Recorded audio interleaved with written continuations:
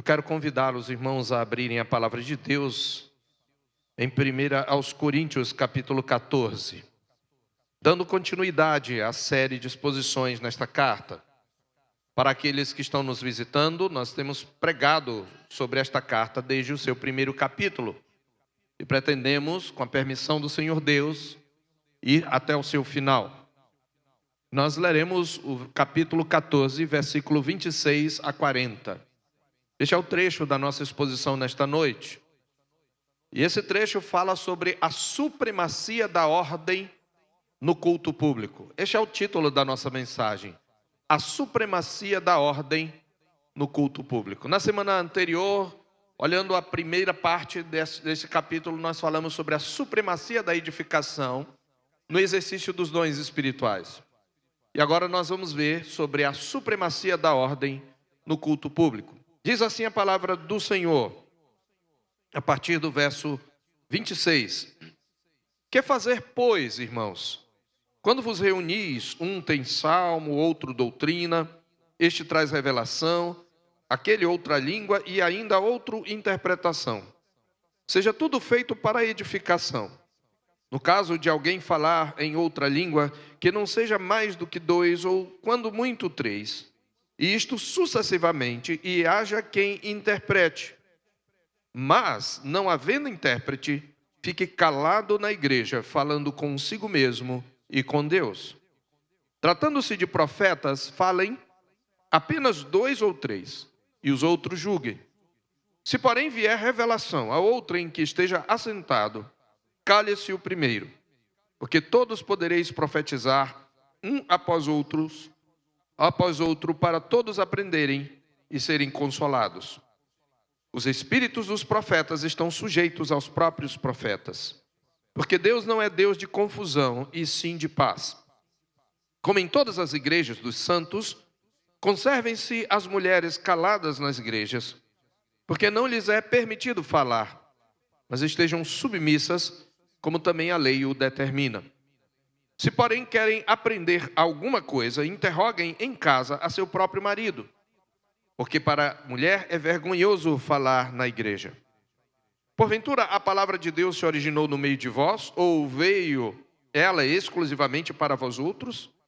Se alguém se considera profeta ou espiritual, reconheça ser mandamento do Senhor o que vos escrevo. E se alguém o ignorar, será ignorado. Portanto, meus irmãos, procurai com zelo o dom de profetizar, e não proibais o falar em outras línguas. Tudo, porém, seja feito com decência e ordem. Amém. Meus amados irmãos e queridos amigos, ao chegarmos à conclusão desta sessão da carta, da primeira epístola aos Coríntios, eu quero lembrar o caminho que o apóstolo Paulo percorreu até aqui.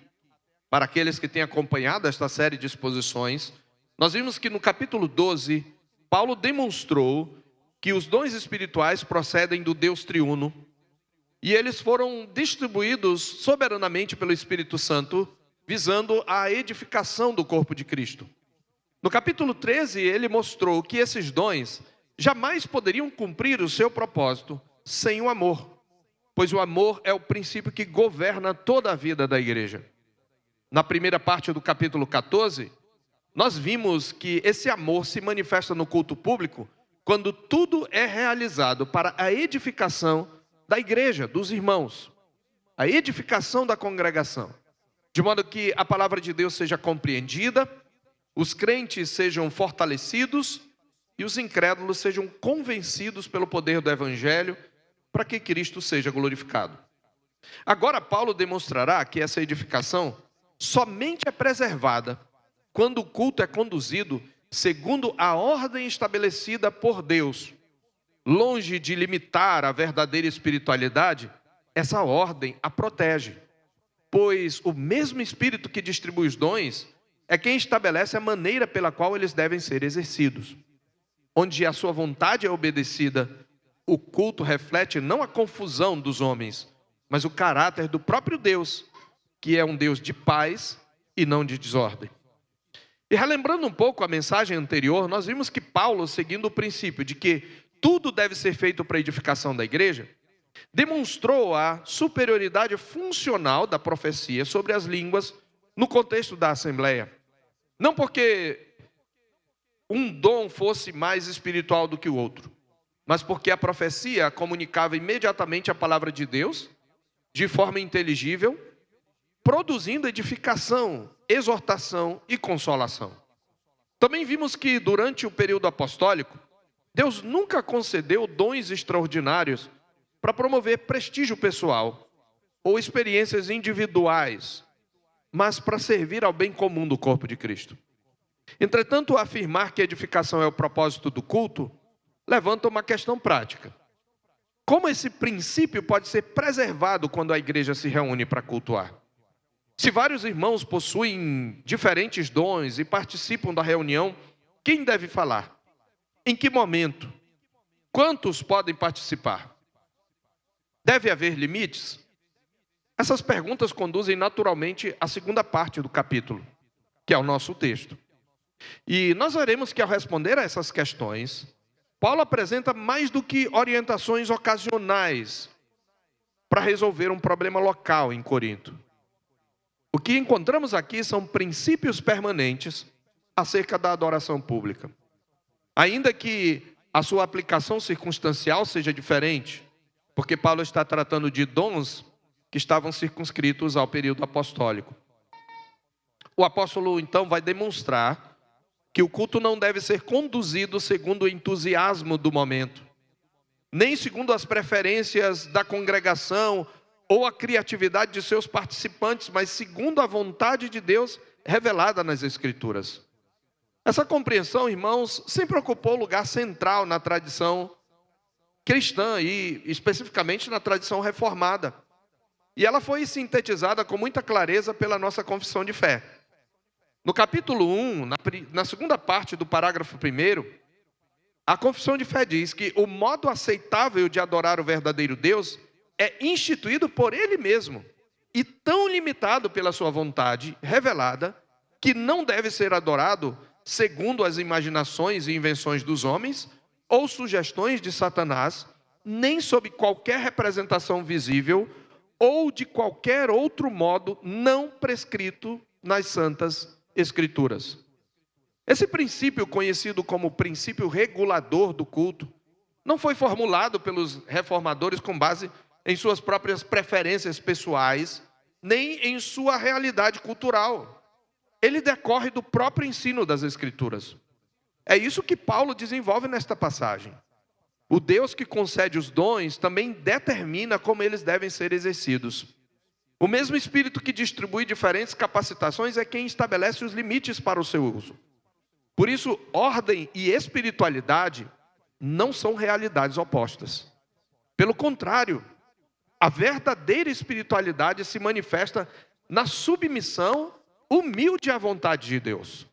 É sob essa perspectiva que devemos ler os versos 26 a 40. E depois de demonstrar que a edificação é o alvo do culto cristão, Paulo mostra agora que essa edificação somente é preservada quando toda a igreja se submete à ordem estabelecida pelo próprio Deus. É sob essa perspectiva que acompanharemos o desenvolvimento, meus irmãos, dessa passagem, observando 3 princípios estabelecidos pelo próprio apóstolo Paulo, para que a igreja adore a Deus de modo digno, reverente e edificante.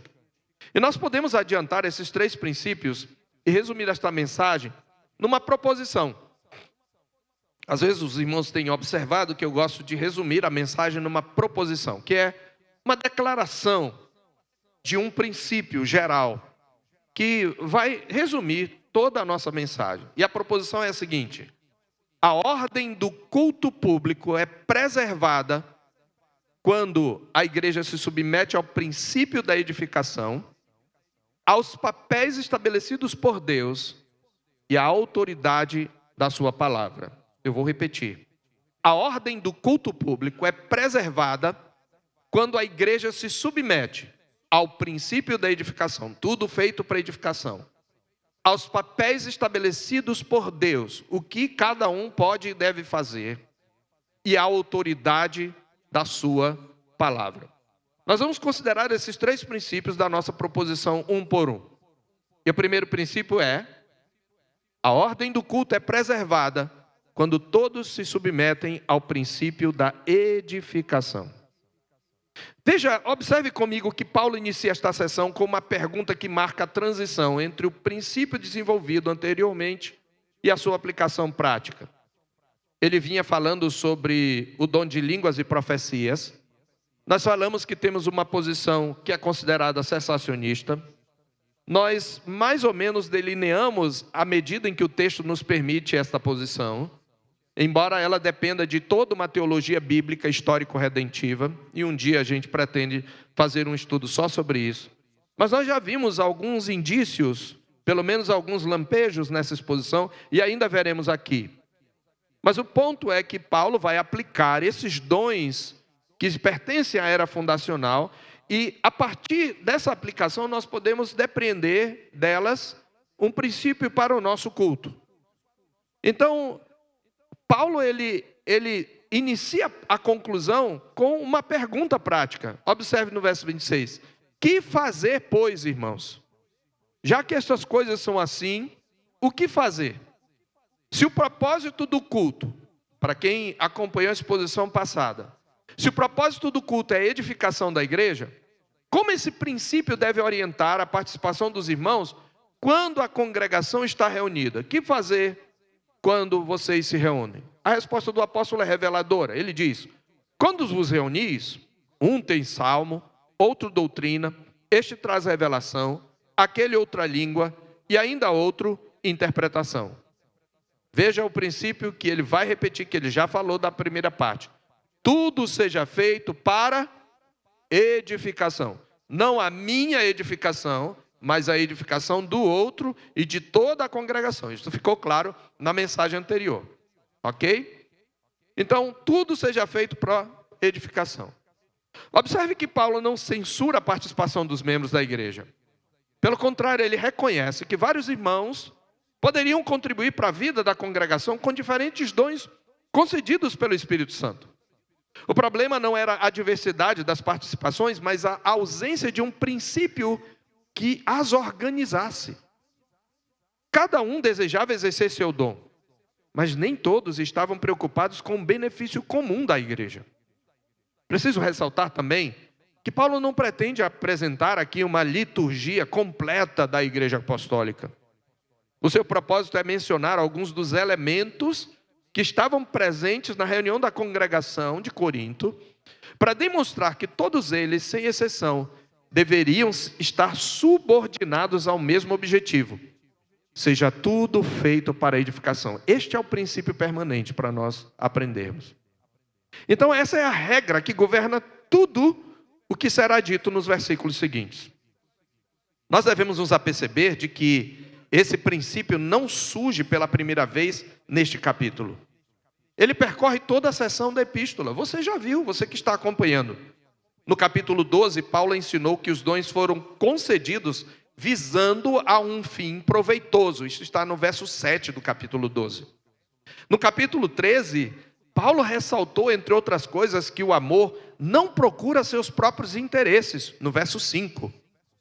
Agora, no capítulo 14, ele demonstra que a expressão concreta desse amor no culto é a busca da edificação do outro, ou de um modo mais abrangente, a busca da edificação da igreja.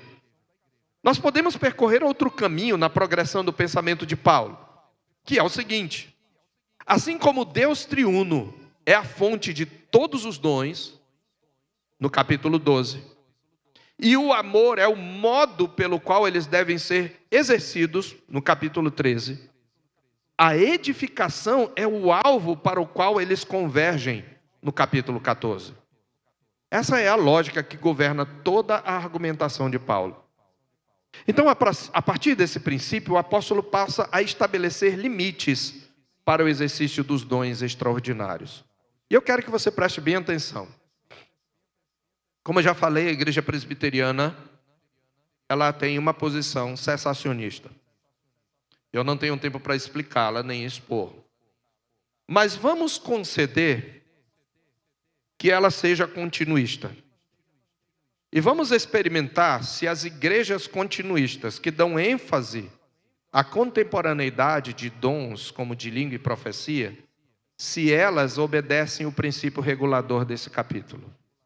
Eu quero que você faça esse experimento comigo. Ressaltando que eu vou falar com todo o respeito possível a irmãos que consideramos de igrejas co-irmãs e que não só são continuistas, como enfatizam a presença e a manifestação desses dons em seus cultos. Mas eu preciso expor o que a palavra de Deus diz. Observe o que Paulo determina, versos 27 e 28. No caso de alguém falar em língua, eu já falei que a palavra outra não está no original, mas eu posso ler como está no português, que ele está querendo dizer outra língua que não é entendida pela congregação. Que não sejam mais de 2, ou quando muitos 3, e isto sucessivamente, e haja quem interprete. Mas não havendo intérprete, fique calado na igreja, falando consigo mesmo e com Deus. Observe comigo como Paulo regulamenta cuidadosamente o exercício do dom de línguas. Primeiro, há um limite quanto ao número de participantes. Quantos podem falar no mesmo culto? 2, no máximo 3. Então, há um limite estabelecido por Deus, na sua palavra, quanto ao número. 2 ou, no máximo, 3. Há, em segundo lugar, um limite quanto à forma. Como eles devem se manifestar? Não ao mesmo tempo, mas sucessivamente. O que é sucessivamente? Não podem falar 2 ao mesmo tempo. Não podem ser mais do que 2 ou 3. Nos cultos que enfatizam a manifestação dos dons, não precisa você nem responder só no seu coração. Isto é obedecido? Só 2 ou 3? Segundo, sucessivamente. É um atrás do outro? Ou é tudo junto? Terceiro, ele estabelece uma condição indispensável. Deve haver intérprete e haja quem interprete. Esse é o princípio. Está claro? 2, quando muito 3, não ao mesmo tempo. Não pode ser mais de 3. Não pode ser ao mesmo tempo. E tem que haver quem interprete. E se essa condição não for satisfeita, a ordem apostólica é clara. Se não houver quem interprete, fique calado na igreja, falando consigo mesmo e com Deus. Irmãos, essas determinações confirmam aquilo que vimos na exposição anterior. O problema, nesse contexto, não estava na autenticidade do dom, que estava presente de fato, mas em sua utilidade para a congregação. As línguas possuíam um conteúdo objetivo e significativo, porém, quando não eram compreendidas, deixavam de cumprir sua finalidade pública. Por isso necessitavam de interpretação. Sem a interpretação, o silêncio era preferível à confusão, porque a edificação da igreja sempre prevalece sobre a manifestação individual de qualquer dom. A própria existência do dom de interpretação demonstra que as línguas comunicavam uma mensagem dotada de significado, tornando-se proveitosas para toda a igreja quando esse conteúdo era tornado inteligível. Então, responda uma pergunta. Quando uma igreja no culto tem uma manifestação, eu não estou entrando no mérito da contemporaneidade, eu não estou entrando no mérito da originalidade desse dom, não estou entrando no mérito. O meu argumento é do menor ao maior. Quando uma igreja que enfatiza isso, como é o caso dos nossos irmãos pentecostais, quando vários falam ao mesmo tempo, mais de 3, e há quem interprete, ou alguém que está pregando uma mensagem, de repente começa a falar em línguas, ele está obedecendo a palavra de Deus ou está desobedecendo? Está desobedecendo. E se está desobedecendo, isso agrada ao Senhor? Por óbvio que não. Isso é muito sério, irmãos. Porque é a Escritura. é a regra máxima de fé e prática. É o que Paulo está dizendo. É uma ordem. Em seguida, Paulo aplica o mesmo princípio ao exercício da profecia. Veja, 29 e 30. Tratando-se de profetas, falem apenas 2 ou 3, e os outros julguem. Se, porém, vier revelação a outro que esteja sentado, cale-se o primeiro. Observe que também aqui nós encontramos ordem e submissão. Nem todos falariam ao mesmo tempo. Paulo não precisa falar sucessivamente. Ele usa a mesma fraseologia, devemos subentender que ele está falando que não pode ser ao mesmo tempo. Afinal de contas, a gente não pode ouvir duas pessoas ao mesmo tempo. Alguns até conseguem, mas a maioria não. Então, nem mesmo o profeta estava autorizado a monopolizar a palavra. Se outro recebesse uma revelação, o primeiro deveria ceder lugar. E o objetivo continuava sendo que todos aprendessem e todos fossem consolados, sem tumulto nem competição. Essa passagem também esclarece a natureza da profecia do Novo Testamento, irmãos. No versículo 30, Paulo afirma que o profeta recebeu uma revelação. A palavra é a mesma do último livro da Bíblia, Apocalipse. A profecia, portanto, não era simplesmente uma reflexão piedosa, não era um testemunho pessoal, ou uma espécie de confissão positiva, que é o modo como muitos usam o termo profecia, do tipo, eu profetizo a tua cura, como se minhas palavras tivessem poder. Também não estamos falando de uma exposição ordinária das Escrituras, mas de um dom extraordinário pelo qual Deus comunicava imediatamente sua palavra à igreja durante o período apostólico. Você deve lembrar que as igrejas neotestamentárias nem todas tinham, a igreja não tinha ainda toda a Escritura. E nem todos tinham o Antigo Testamento consigo, inclusive, porque eram igrejas gentílicas. Nesse contexto, era mais necessário que, de modo extraordinário, Deus trouxesse a sua revelação. Então, nesse contexto, esse dom de profecia era um ato pelo qual Deus comunicava imediatamente sua palavra à igreja. E os seus efeitos eram, como Paulo já tinha dito, a edificação, a exortação e a consolação. Mas a sua natureza consistia em uma revelação concedida pelo Espírito. Mas preste atenção, nós estamos falando de autêntica profecia, num período em que ela era estritamente necessária, uma profecia extraordinária, sobrenatural, mas, preste atenção, o argumento é do menor ao maior. Nem por isso ela deveria ser aceita de pronto, sem avaliação crítica. O que é que Paulo acrescenta no princípio regulador? E os outros julguem. Então não é porque alguém dizia, assim diz o Senhor, ou para usar um termo mais contemporâneo, né? Eis que te digo, homem da terra. Ou porque alguém se tremia, que poderia ser simplesmente aceito como palavra de Deus. Ele diz, os outros julguem. Essa orientação tem sido frequentemente interpretada por alguns continuistas, inclusive continuistas sérios, como se a igreja devesse separar dentro de uma mesma profecia aquilo que era verdadeiro daquilo que seria fruto de erro humano, inclusive usando também o que Paulo fala em 1 Tessalonicenses, capítulo 5, quando ele diz, não desprezeis, não apagueis o espírito, não desprezeis profecias, julgai todas as coisas, retende o que é bom, abstende-vos de toda forma do mal. Está lá em 1 Tessalonicenses 5, 19 a 22. Há alguns continuistas, inclusive exegetas continuistas, eles dizem que isso significa que esse tipo de profeta é diferente do profeta que nos deu a Escritura, porque ele era falível. Alguma coisa do que ele falava podia proceder de Deus e outra coisa não. Mas, meus irmãos, essa compreensão encontra muita dificuldade diante da teologia bíblica da profecia.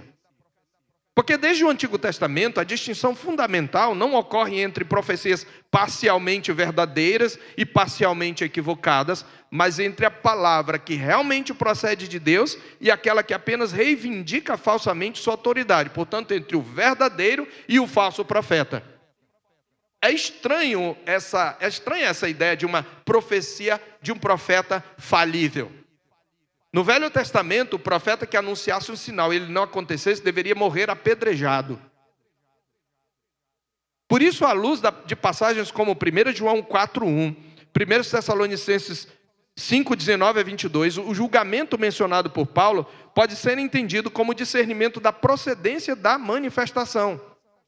A igreja deveria examinar se aquilo que se apresentava como profecia era de fato uma revelação concedida pelo Espírito Santo ou era ensino de demônios. Nós precisamos ler isso à luz de outros textos. E veja o que João fala na sua primeira epístola, no capítulo 4.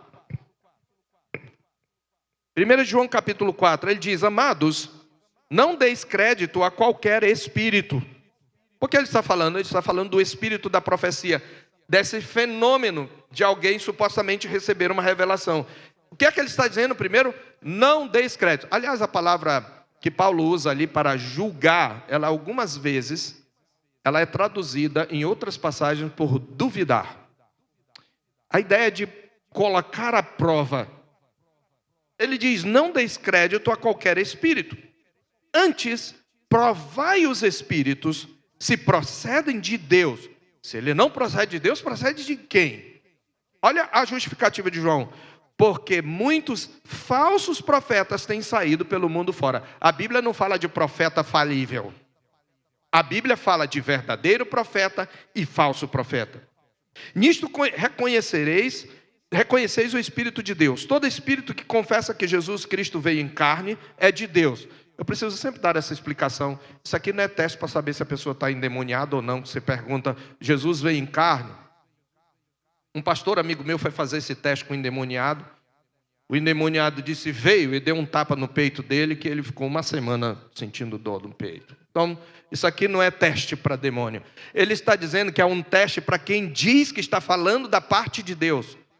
E João está confrontando a heresia que estava atingindo a igreja para a qual ele escreve, que era a heresia gnóstica. Eles negavam que Jesus fosse realmente um ser de carne e osso, porque a matéria é má, o espírito é bom. Por causa dessa visão grega, eles negavam a plena humanidade de Jesus.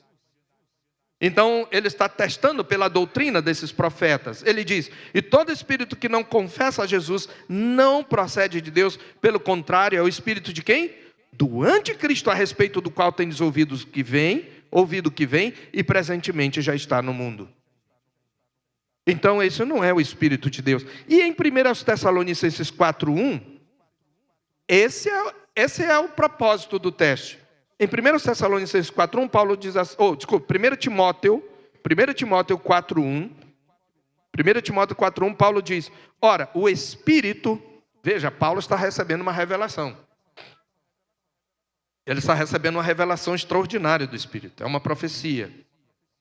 Ora, o Espírito afirma expressamente que nos últimos tempos, alguns apostatarão da fé, por obedecerem a espíritos enganadores e a ensinos de demônios.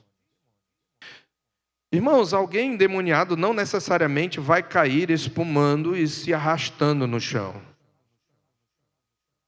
Tem muitos demônios que conseguem falar em muitos púlpitos evangélicos. Isso é muito sério. O que Paulo então quer dizer quando ele diz: e os outros julguem, é para ver se é um verdadeiro profeta ou é um falso profeta. Se é o Espírito de Cristo ou é o Espírito do anticristo. Se é o Espírito de Deus ou se são espíritos de demônios. Irmãos, não nos deveria admirar que toda a seita saída do cristianismo começou com uma revelação. Estude a história e você comprovará o que eu afirmo. Paulo então conclui esse bloco afirmando: porque todos podereis profetizar, um após outro, para todos aprenderem e serem consolados. Os espíritos dos profetas estão sujeitos aos próprios profetas, porque Deus não é Deus de confusão, e sim de paz. Versos 31-33, parte A. Irmãos, essa afirmação possui enorme importância. O apóstolo afirma que o exercício dos dons jamais anulava o domínio próprio, nem o discernimento daquele que os recebia. Sabe o que ele está dizendo? Mesmo quando o dom é genuíno, o profeta ainda tem que ter controle sobre o exercício dos dons. É isso que ele está dizendo. O profeta não era, portanto, tomado por uma força irresistível que o impedisse de controlar suas ações. Pelo contrário, ele permanecia responsável por submeter o exercício do seu dom a ordem estabelecida por Deus. A verdadeira atuação do Espírito Santo, irmãos, nunca produz descontrole. Domínio próprio faz parte do fruto do Espírito. Ela nunca produz confusão ou competição. A manifestação do Espírito conduz o seu povo à paz, à ordem e à edificação mútua. Assim, o primeiro grande princípio dessa passagem torna-se evidente. A espiritualidade cristã não se mede pela intensidade das manifestações religiosas, mas pela disposição de submeter até mesmo os dons recebidos de Deus ao propósito maior da edificação da igreja. Então, onde cada participante busca o bem acima dos próprios interesses, o culto reflete o caráter do Deus que o instituiu, pois Deus não é Deus de confusão, e sim de paz, de ordem. Portanto, irmãos, repetindo o primeiro princípio, a ordem no culto é preservada quando todos se submetem ao princípio da edificação. Mas a ordem do culto não depende apenas da maneira como os dons são exercidos. Ela também se manifesta quando cada membro reconhece e respeita a estrutura de autoridade que o próprio Deus estabeleceu para o bem do seu povo. É o que resumo no segundo princípio. Eis o segundo princípio. A ordem no culto também se manifesta pela submissão aos papéis estabelecidos por Deus. A ordem no culto também se manifesta pela submissão aos papéis estabelecidos por Deus. Veja os versos 33b a 35. Nós chegamos agora a uma das passagens mais discutidas de toda a primeira carta de Paulo aos Coríntios, porque em nossa cultura profundamente marcada pela rejeição de qualquer distinção entre homens e mulheres, essas palavras do apóstolo Paulo frequentemente causam estranhamento. Entretanto, para compreendê-las corretamente, nós precisamos resistir a duas tentações igualmente perigosas. A primeira é tentar suavizar ou reinterpretar o texto para adequá-lo às expectativas contemporâneas. A segunda é isolá-lo do seu contexto imediato e do restante do ensino bíblico. A nossa responsabilidade, irmãos, é permitir que o próprio texto explique o seu significado. Você sabe como Paulo se apresentou no início da epístola, né? Paulo, servo de Jesus, é chamado para ser apóstolo de Jesus Cristo. E é como apóstolo de Jesus Cristo que Paulo ordena. Veja comigo, 33b a 35. Como em todas as igrejas dos santos, conservem-se as mulheres caladas nas igrejas, porque não lhes é permitido falar. Mas estejam submissas, como também a lei o determina. Se, porém, querem aprender alguma coisa, perguntem em casa ao seu próprio marido, porque para a mulher é vergonhoso falar na igreja. Eu sei que à primeira vista essas palavras parecem entrar, inclusive, em conflito com aquilo que o próprio Paulo escreveu no capítulo 11, lembra? Onde ele reconhece que mulheres oravam e profetizavam na igreja. Se as mulheres podiam profetizar, conforme 1 Coríntios 11, 5, como agora ele ordena que elas permaneçam caladas? Bom, a resposta é dupla. Primeiro, obviamente, isto significa que ele não está falando que elas devem ficar caladas em todo o tempo e em toda circunstância. Porque senão ele entraria com uma contradição consigo mesmo. E não podemos subestimar o raciocínio daquele que é considerado o maior apóstolo e aquele que mais aprofundou o Evangelho, o mais prolífico escritor do Novo Testamento, que em 2 capítulos ele vai se contradizer. Segundo, nós precisamos entender, veja, nos versículos anteriores, o que é que Paulo estava regulamentando? O exercício da profecia. E ele estava determinando que enquanto 2 ou 3 profetas falassem, os outros deveriam o quê? Julgar. Bom, a partir desse ponto, o assunto continua sendo a ordem na Assembleia. Assim, o silêncio mencionado aqui não pode ser entendido como uma proibição absoluta de toda e qualquer manifestação verbal das mulheres no culto, porque isso contraditaria o ensino do próprio apóstolo em alguns capítulos antes. O que Paulo está restringindo aqui é o papel das mulheres no ato de julgar a profecia, porque isso era feito pelos que tinham autoridade. E é isto que é vedado à mulher, o exercício de autoridade na igreja. Então, Paulo está a restringir aqui uma forma específica de participação que envolvia o exercício de autoridade na avaliação pública das profecias e na condução oficial da Assembleia. Essa compreensão, irmãos, harmoniza-se com o restante do Novo Testamento. A própria distinção entre profecia e ensino é reconhecida nas listas de dons e ministérios apresentadas por Paulo. A profecia era um dom extraordinário, soberanamente distribuído pelo Espírito durante o período apostólico. Já o ensino e o governo da igreja pertencem à estrutura ordinária estabelecida por Cristo para a edificação permanente do seu povo. Então, o fato de algumas mulheres profetizarem, como ele fala no capítulo 11, não significava que exercessem o ofício de presbítero ou a autoridade docente da igreja. Além disso, o fundamento da instrução de Paulo não é cultural nem circunstancial. Ele afirma que as mulheres devem permanecer submissas, como também a lei o determina. Veja, esse estar calada está ligado à submissão. Portanto, está ligado a não falar numa fala que se constitui exercício de autoridade. E isto significa ensinar no culto público, ou julgar aqueles que se manifestam como profetas no culto público. Então a referência aqui não é a uma legislação cerimonial do Antigo Testamento, mas ao princípio estabelecido por Deus desde a criação. Assim como em 1 Coríntios 11, Paulo lembra, ele diz, as mulheres podem profetizar, mas elas devem usar o véu, que na cultura era sinal de submissão e a decência e estar debaixo de autoridade. Então, Paulo, a sua orientação não depende dos costumes de Corinto, mas da vontade do Criador para a vida da igreja. Nós precisamos, irmãos, reconhecer também que essa submissão não expressa inferioridade. Ou vocês acham que o liderado é inferior ao líder em essência? Em nenhum contexto. A ideia é de ordem. O mesmo capítulo já mostrou que Deus distribui diferentes dons aos diversos membros do corpo, sem que isso implique maior ou menor dignidade entre eles. Da mesma forma, a existência de funções distintas na igreja não diminui o valor espiritual de ninguém.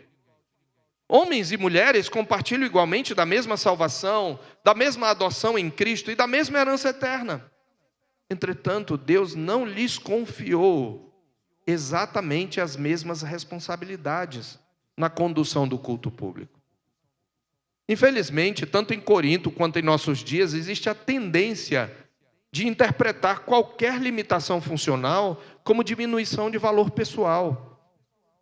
Por acaso o pai é superior ao filho em essência e valor? Não. Um não é menos humano que o outro. Mas o pai, ele tem uma autoridade sobre o filho. Então, Paulo rejeita completamente essa lógica de entender limitação funcional como diminuição de valor pessoal.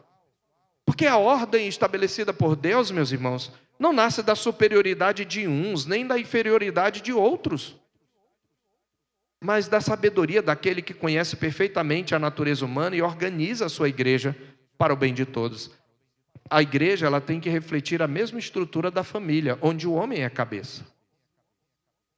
Ora, não é verdade que alguns governantes são bem inferiores até em inteligência aos seus governados? E, no entanto, lhes devemos submissão, a menos que eles nos ordenem a fazer algo que seja desobediência a Deus. Por isso esse texto, meus irmãos, nos desafia a cultivar uma virtude cada vez mais rara. A submissão alegre à palavra de Deus. Porque nossa geração considera legítima, frequentemente ela considera legítima apenas a autoridade que ela escolhe reconhecer. O discípulo de Cristo, porém, ele aprende a submeter-se mesmo quando o ensino das Escrituras confronta seus pressupostos culturais ou suas preferências pessoais. A verdadeira espiritualidade não consiste em adaptar a palavra de Deus ao espírito da época, mas em conformar nossa mente e nossa vida à vontade de Deus. É por isso que eu louvo a Deus pelas últimas decisões da igreja presbiteriana. quanto à pregação no culto público, como algo circunscrito à autoridade do ministério ordenado. Assim, Paulo amplia o princípio da ordem no culto. Não basta que os dons sejam exercidos com disciplina e equilíbrio. A própria estrutura da Assembleia deve refletir a ordem criada e estabelecida por Deus. Cada membro desempenha com fidelidade o papel que lhe foi confiado pelo Senhor. A igreja manifesta em sua adoração não a confusão produzida pela autonomia humana, mas a beleza da sabedoria divina na ordem criada. A essa altura, meus irmãos, Paulo já demonstrou que a ordem no culto depende da submissão ao princípio da edificação e ao padrão de autoridade estabelecido por Deus para a vida da igreja. Resta, porém, uma questão decisiva. Quem possui autoridade para estabelecer essas normas? Essa é a pergunta que Paulo responde na conclusão do capítulo, que nos leva ao terceiro e último princípio, e este é o princípio. Em terceiro lugar, a ordem no culto depende da submissão à autoridade apostólica. A ordem no culto depende da submissão à autoridade apostólica. Versos 36 a 40. Deixe-me repetir os três princípios. A ordem no culto é preservada quando todos se submetem ao princípio da edificação. Segundo, a ordem no culto também se manifesta pela submissão aos papéis estabelecidos por Deus. E terceiro, a ordem no culto depende da submissão à autoridade apostólica. Observe aí comigo que depois de regulamentar o exercício dos dons e de tratar da participação das mulheres no culto, Paulo antecipa a reação de alguns coríntios, que poderiam considerar excessivas e desnecessárias suas instruções. Por isso ele faz duas perguntas profundamente incisivas, são perguntas retóricas, são desafios. Veja o verso 36. Porventura a palavra de Deus se originou no meio de vós, ou veio ela exclusivamente para vós outros? Essas perguntas expõem a arrogância daqueles que se julgavam autorizados a estabelecer suas próprias regras para a adoração. Em outras palavras, Paulo está a perguntar: quem vocês pensam que são? Foi de vocês que a palavra de Deus se originou? São vocês a única igreja de Cristo? A resposta é evidente. A igreja de Corinto não era a fonte da revelação divina, nem possuía autoridade para remodelar o culto segundo suas preferências. Esse princípio permanece indispensável, meus irmãos, para a igreja de todas as épocas. O culto não pertence à igreja, nem à igreja presbiteriana, nem a qualquer outra denominação. O culto pertence a Deus. Por isso a igreja não possui liberdade para reinventar o culto segundo a sensibilidade de cada geração. A responsabilidade da igreja de Cristo não é criar novas formas de adoração, mas submeter-se humildemente à vontade daquele que a chamou para servi-lo. Em seguida, Paulo apresenta a razão pela qual suas instruções devem ser recebidas com plena autoridade. Veja o verso 37. Se alguém se considera profeta ou espiritual, reconheça ser mandamento de quem? Do Senhor o que vos escrevo, não é meu. Aqui é interessante porque entre os coríntios havia um grupo que se intitulava os espirituais. Paulo vem confrontando-os desde o capítulo 3, quando ele fala do homem natural e do homem espiritual. E no capítulo 3 ele: eu não vos pude falar como a espirituais, mas como a carnais, como a crianças em Cristo. E no capítulo 12, quando ele diz a respeito dos dons espirituais, eu já argumentei que a palavra dons não existe no original. É a respeito dos espirituais, que tanto se aplica aos dons como àqueles que se diziam espirituais, porque tinham certos dons que se sobressaíam na congregação. Então Paulo está a dizer: aquele que por causa do dom sobrenatural que tem, se considera profeta espiritual, profeta ou espiritual, tem que reconhecer que o que eu estou falando não é minha opinião. Lembra? Quando muito, 2 ou 3, é mandamento do Senhor. Essa é uma afirmação solene, irmãos. As orientações de Paulo não são meras opiniões pastorais, sugestões prudenciais ou preferências pessoais. ele declara que aquilo que escreve constitui-se mandamento do Senhor. Porque a autoridade apostólica não deriva da sua experiência, nem da sua capacidade intelectual ou da sua posição na igreja. A autoridade apostólica deriva do próprio Cristo que o instituiu, que o constituiu apóstolo e lhe deu o seu Santo Espírito. Observe aqui a força do argumento de Paulo. Mesmo aqueles que possuíam um dom de profecia, não é comum que aqueles hoje entre nós que se auto-intitulam profeta, eles não aceitam que sua autoridade é questionada? Até alguns pastores, como você pode questionar o ungido de Deus? Meus irmãos, eu posso ser questionado. Eu quero ser questionado. Desde que você venha comigo de Bíblia aberta. E a autoridade com que eu, como pastor, falo, não é minha. Ela vem da palavra de Deus. E se um dia eu me desviar da palavra de Deus e começar a pregar heresias, expulse-me do seu meio. Eu não sou digno de ser obedecido. Nenhum pastor é. A autoridade não está em mim, nem estava no apóstolo. A autoridade estava no próprio Cristo. Então esse é o ponto. Aqueles que possuíam o dom extraordinário da profecia deveriam submeter-se à autoridade apostólica. O profeta do Novo Testamento não julgava o apóstolo. Era o apóstolo que estabelecia os critérios pelos quais toda manifestação espiritual deveria ser avaliada. E deixa eu falar mais uma coisa. Quem estava aqui vai entender melhor. Quem estava aqui quando eu dei o estudo sobre a inspiração das Escrituras. Eu falei que a inspiração está no texto escrito, no registro escrito, não no profeta ou apóstolo que escreveu.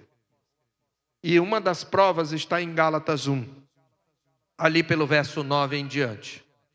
O que o apóstolo fala? Mas ainda que nós, quem é o nós aí? Nós apóstolos, é o nós apostólico. Pelo menos o apóstolo Paulo está incluído no nós. Ainda que nós, ou mesmo um anjo, veja, um anjo é uma revelação sobrenatural, vos pregue evangelho que vá além do que já vos temos pregado, seja anátema, maldito. Ele repete, eu vou dizer de novo, ainda que nós venhamos pregar o evangelho diferente, seja anátema. Aquilo que estava escrito. No capítulo 15, você pode observar aí, que nós estamos no final do capítulo 14, ele diz, irmãos, eu venho lembrar-vos o evangelho que vos preguei, que vos anunciei, o qual recebestes, no qual ainda perseverais, por ele também sois salvos, se retiverdes a palavra tal como vos anunciei, a menos que tenhais escrito em vão. Eu não posso mudar a mensagem. E ele continua dizendo, antes de tudo vos entreguei, não coisas da minha cabeça, mas o que eu também recebi. Que Cristo morreu segundo os nossos pecados, segundo as Escrituras, e ressuscitou ao terceiro dia, segundo as Escrituras. Nenhum apóstolo podia mudar. É o que Paulo está a dizer para nós. Então, os apóstolos foram constituídos por Cristo como testemunhas autorizadas de sua obra e receberam, juntamente com os profetas do período fundacional, a revelação do mistério de Cristo, sobre o qual a igreja foi edificada. Efésios 2:20, edificados sobre o fundamento dos apóstolos e profetas, do qual Cristo é a pedra angular. No capítulo 3 de Efésios, verso 5, ele diz que o mistério de Deus foi agora revelado aos seus santos apóstolos e profetas. Por essa razão, meus irmãos, toda reivindicação espiritual permanecia subordinada à autoridade da palavra apostólica. Por isso, Paulo prossegue com uma advertência solene no verso 38, observe aí. E se alguém o ignorar, será ignorado. Ou seja, não existe neutralidade diante da palavra de Deus. Rejeitar deliberadamente o ensino apostólico não é simplesmente discordar de um líder da igreja. É colocar-se em oposição ao próprio Senhor que falou por meio de seus apóstolos. A verdadeira espiritualidade, portanto, se manifesta pela submissão alegre à autoridade da palavra de Deus. Então, não funciona você dizer, Paulo era um machista. Como disse uma certa reverenda para um pastor presbiteriano que estava pregando numa outra cultura. Ela disse, mas como, reverendo?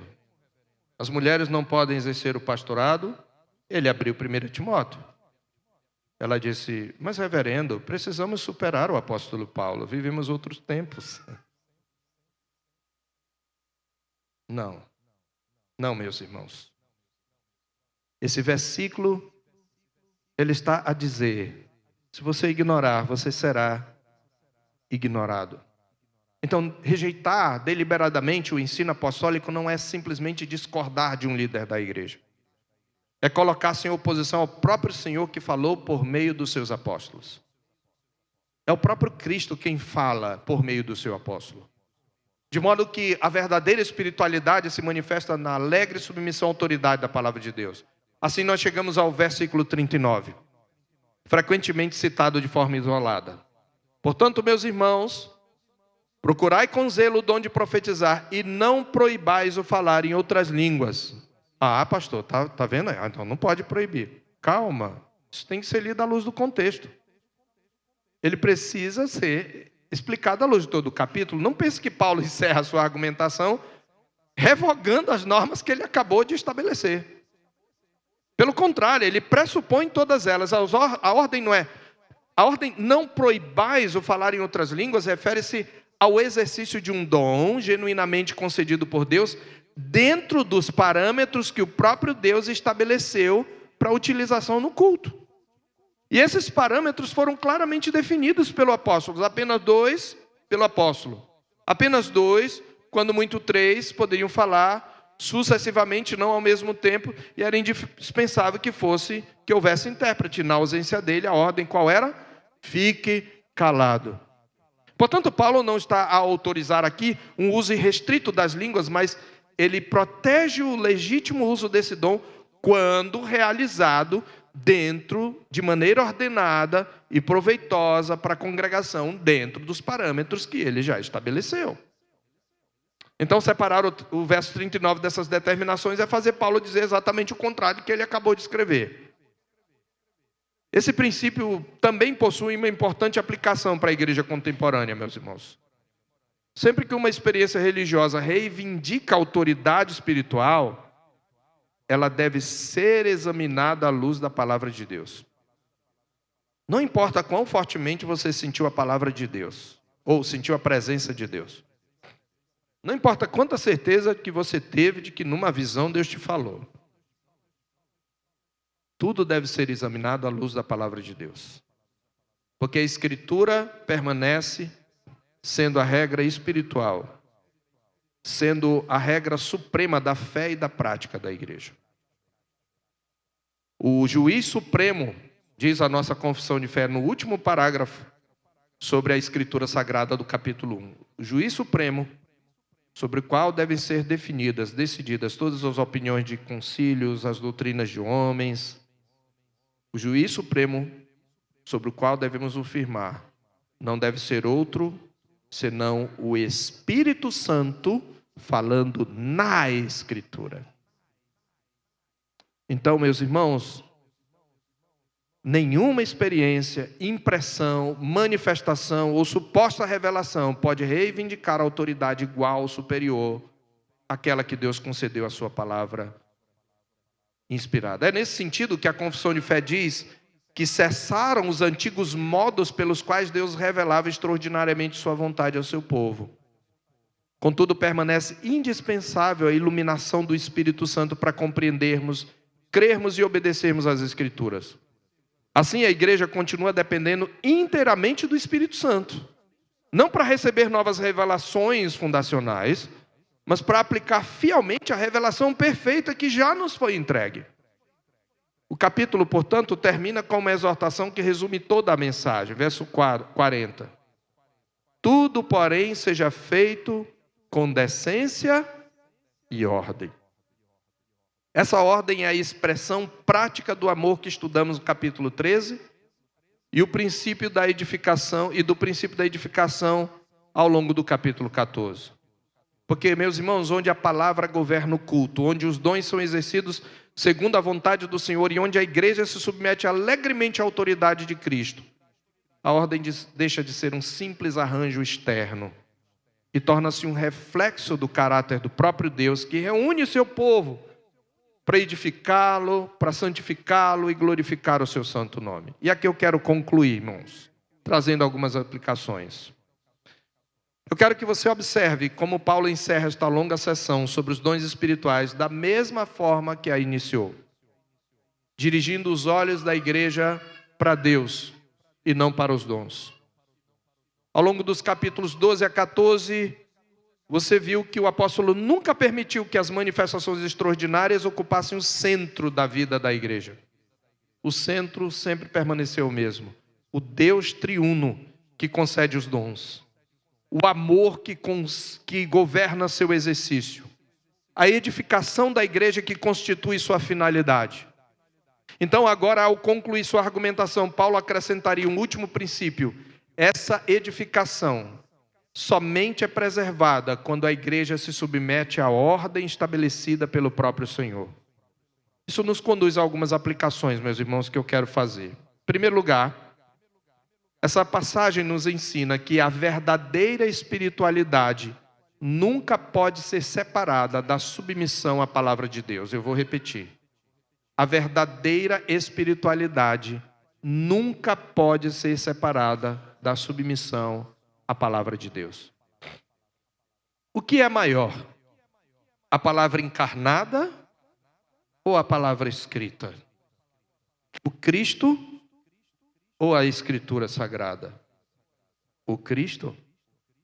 O que é maior, o Espírito Santo ou a Escritura Sagrada? O Espírito Santo, é óbvio. Porque a Escritura não revela tudo o que Deus é, ela não esgota. Mas o Espírito Santo jamais contradiz aquilo que Ele mesmo inspirou homens a escrever. Porque seria Ele falando contra si mesmo. O Cristo, a palavra encarnada, jamais vai contradizer. Por isso ele diz: até que o céu... Eu não vim para revogar a lei e os profetas. Essa expressão significa: eu não vim para revogar as Escrituras, eu vim para cumpri-las. E ele foi bíblico em tudo. Entenda este raciocínio.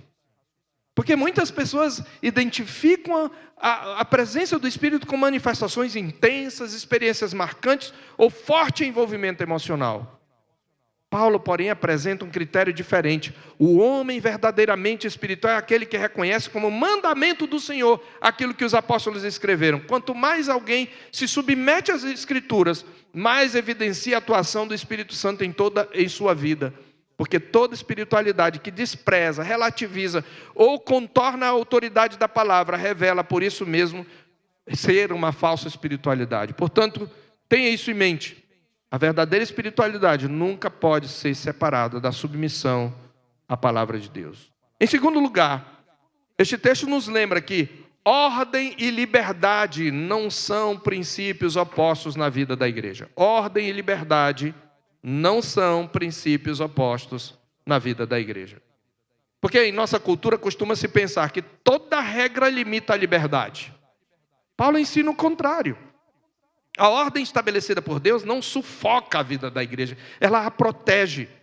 Os limites impostos ao exercício dos dons não existiam para impedir a atuação do Espírito, mas para assegurar que todos fossem edificados. O mesmo, meus irmãos, continua sendo verdadeiro em nossos dias. Sempre que a igreja se submete aos princípios estabelecidos por Deus, ela encontra o ambiente adequado para crescer em santidade, comunhão e maturidade espiritual. E o seu culto se torna um culto vigoroso. Em terceiro lugar, somos lembrados de que a igreja jamais deve moldar seu culto segundo o espírito da época. A igreja jamais deve moldar seu culto segundo o espírito da época. Sabe, cada geração sofre a tentação de adaptar a adoração aos seus valores predominantes, aos valores predominantes da sua cultura. Corinto enfrentou essa tentação e nós também enfrentamos. Por isso devemos perguntar constantemente, não o que agrada aos homens, nem o que parece mais eficiente ou mais atraente, mas o que Deus ordenou em sua palavra. Porque o culto não pertence à igreja, não pertence a uma cultura, ele pertence ao Senhor. E somente Ele, o Senhor, possui autoridade para determinar como deseja ser adorado. E por fim, meus irmãos, essa passagem nos conduz à gratidão pela suficiência das Escrituras e pela permanente atuação do Espírito Santo. Ela nos leva a sermos gratos pela suficiência das Escrituras e pela permanente atuação do Espírito Santo. O fundamento da igreja já foi lançado por Cristo por meio dos seus apóstolos e profetas. Ele é a pedra angular. Nós não aguardamos novas revelações, porque Deus já nos concedeu em sua palavra tudo o que nos é necessário para a nossa fé e para a nossa vida. Entretanto, nós continuamos dependendo inteiramente do Espírito Santo. Porque é Ele quem ilumina nosso entendimento, é Ele quem aplica a palavra ao nosso coração, é Ele que produz arrependimento, fortalece a nossa fé, distribui dons para o serviço cristão e edifica continuamente o corpo de Cristo. A igreja não vive da expectativa de novas revelações, portanto, mas da ação constante do mesmo Espírito que inspirou as Escrituras e continua operando poderosamente por meio delas. Assim concluímos essa grande sessão da epístola, irmãos, com uma visão profundamente equilibrada da vida da igreja. Deus concede os dons para o serviço do seu povo. O amor governa o exercício desses dons. E a ordem preserva a sua correta utilização no culto público. Que o Senhor nos conceda a graça de sermos uma igreja firmemente edificada sobre o fundamento apostólico, governada pelo amor de Cristo, submissa à autoridade de sua palavra, conduzida em todas as coisas pelo Espírito Santo, para a glória de Deus. Vamos orar.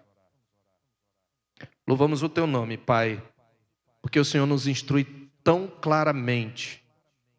Como diz a tua palavra, o temor do Senhor é límpido e permanece para sempre. O mandamento do Senhor é puro e ilumina os olhos. Ó Deus, que saiamos daqui claramente instruídos acerca da importância da ordem e da decência no culto devido a Ti. E sabendo que esta ordem e decência não são incompatíveis com a alegria, com o vigor do culto, com o fervor espiritual. Antes, essa ordem protege para que, levados pelo entusiasmo, não venhamos a perder a reverência e nos desviar da Tua palavra. Que o Senhor nos abençoe e nos edifique por meio da Sua palavra. E tendo reparado as deficiências da nossa fé, que possamos viver agora de acordo com esses princípios, na forma como cultuamos, e também tenhamos mais fundamento para responder àqueles que muitas vezes questionam a forma como compreendemos o culto e o uso e o exercício dos dons espirituais. É o que nós te pedimos em nome de Jesus. Amém.